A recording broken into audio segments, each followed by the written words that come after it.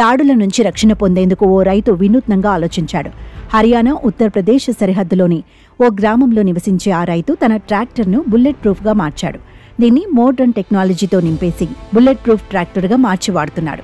ఉత్తరప్రదేశ్తో జల వివాదం ఉన్న నేపథ్యంలో దాడులు ఎదురైన సమయంలో తనకు గాయాలు కాకుండా ఉండేందుకు ఈ ఏర్పాట్లు చేసుకున్నాడు. హర్యానాలోని సోనిపట్ జిల్లా కరంపూర్ గ్రామం ఉత్తరప్రదేశ్కి సరిహద్దుల్లో ఉంటుంది. ఉత్తరప్రదేశ్, హర్యానా మధ్య ఎప్పటినుంచో జల వివాదం కొనసాగుతోంది. ఇరు రాష్ట్రాల మధ్య జల వివాదాల కారణంగా చాలాసార్లు ఘర్షణలు జరిగాయి. ఈ ఘటనల్లో చాలా మంది ప్రాణాలు కోల్పోయారు. దీంతో ఈ సమస్య నుంచి బయటపడటానికి డిఫరెంట్గా ఆలోచించాడు రాజేష్.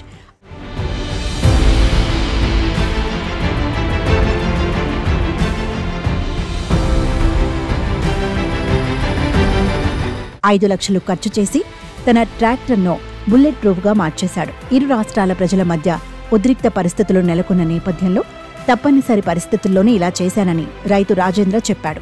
ఆ ఇరు రాష్ట్రాల ప్రజల మధ్య జల వివాదం నేపథ్యంలో అప్పుడప్పుడు ఉద్రిక్త పరిస్థితులు నెలకొంటున్నాయి.